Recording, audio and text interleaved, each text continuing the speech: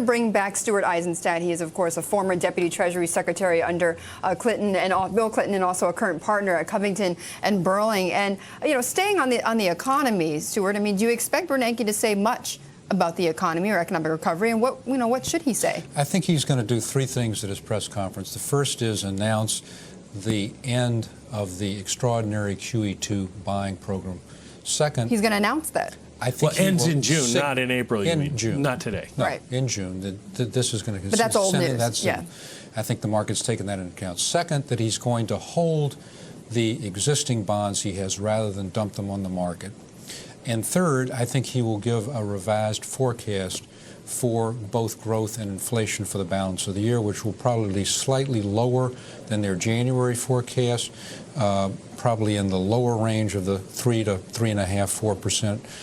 And he will indicate that's for growth. What about for inflation? I think inflation, he'll indicate that there's a slight uptick, but that inflation is still within the 2% range, which is their sort of target goal. And he'll continue with the idea that the inflation pressures we're seeing right now are temporary.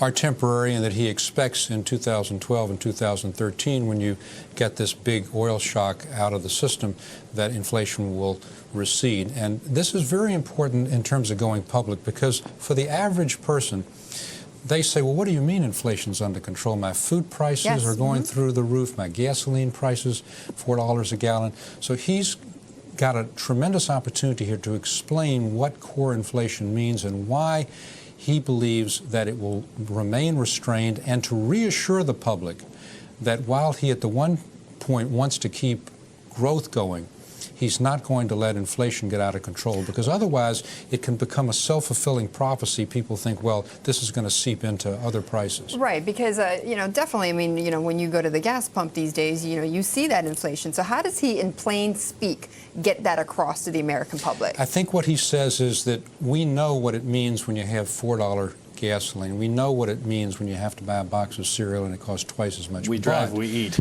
Yes, we travel and we eat. But what we at the Fed look at, and it's a great educational opportunity, is wages and salaries. How does this translate into broader?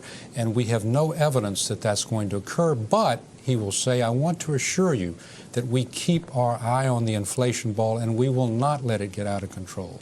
Okay. Stuart, thank you very much. Really appreciate you stopping by here in the Bureau. Great insight. That was Stuart Eizenstat, the former Deputy Treasury Secretary.